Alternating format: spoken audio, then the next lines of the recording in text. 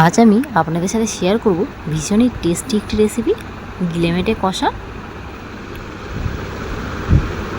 চলুন তাহলে আমি কিভাবে বানাই সেটা দেখে নিই।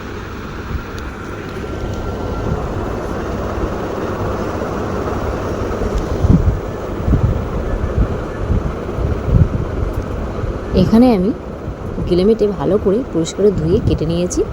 আর এখানে আমি কাঁচা লঙ্কা, পেঁয়াজ আর গোলমরিচ একটা পেস্ট বানিয়ে নেব। এবারে কড়াই তেল দিয়ে কড়া গরম হয়ে গেলে আমি ফোড়নে দিয়ে দিলাম গোটা জিরে, শুকনো লঙ্কা দুটো, গোটা গরম মশলা আর তেজপাতা।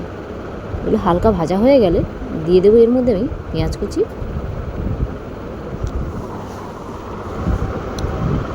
পেঁয়াজটাকে আমি একটু ভালো করে ভেজে নেব।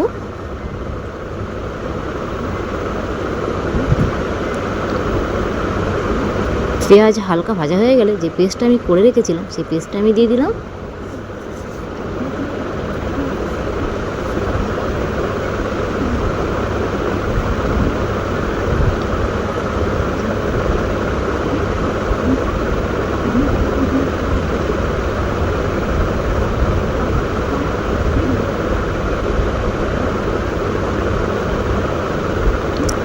এবার ভালো করে মিশিয়ে নিচ্ছি।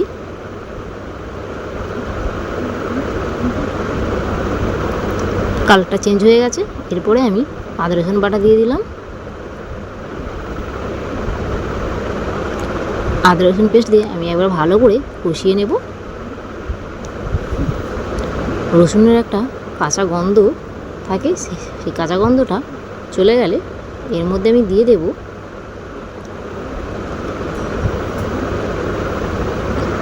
হলুদ গুঁড়ো,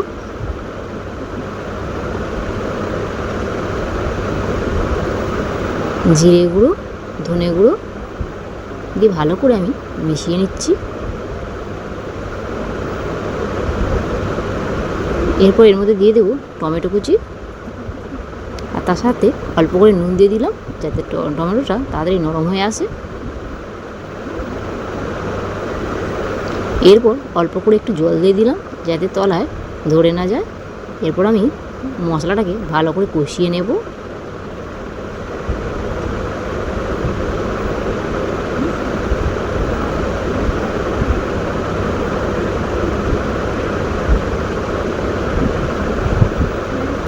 এরপর আমি কাশ্মীরি রেড চিলি দিয়ে দিলাম, দিয়ে ভালো করে মিশিয়ে নিচ্ছি।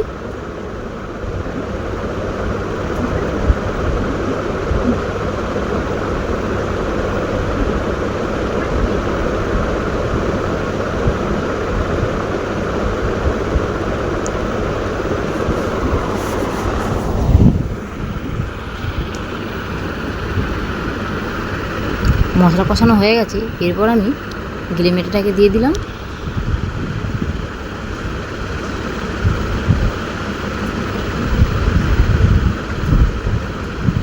দিয়ে এবারে ওই মশলার সাথে ভালো করে আমি কষিয়ে নেব।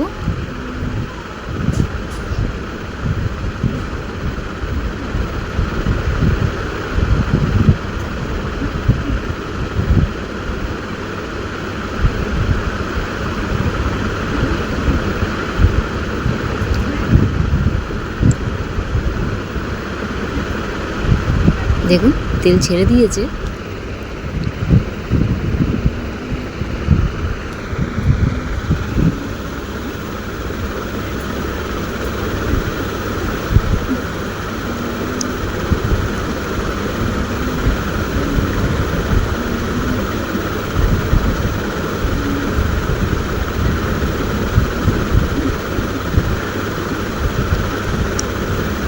এরপর আমি ভেজে রাখা আলুগুলো দিয়ে দিলাম। দিয়ে আমি আবারও ভালো করে কষিয়ে নিচ্ছি। কষানো হয়ে গেছে। এবারে আমি কিছুটা জল দিয়ে দিলাম।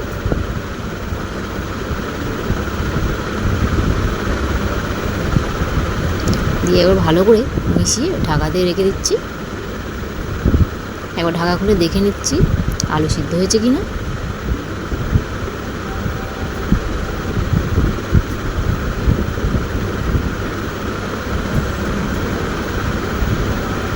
আলু সিদ্ধ হয়ে গেছে।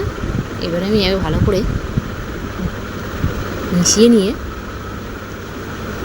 গরম মশলা গুঁড়ো দিয়ে দিলাম, দিয়ে আবারও ভালো করে মিশিয়ে নিচ্ছি।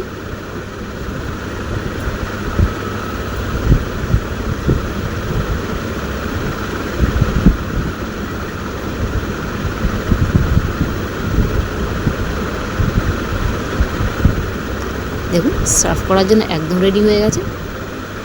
যদি এই রেসিপিটি ভালো লেগে থাকে তাহলে লাইক, কমেন্ট, শেয়ার করতে ভুলবেন না। আর চ্যানেলটিকে অবশ্যই সাবস্ক্রাইব করে রাখবেন আর পাশে থাকা বেল আইকনটি প্রেস করে দেবেন, যাতে নিত্য নতুন রেসিপি আপনাদের আগে পৌঁছে যায় আপনাদের কাছে।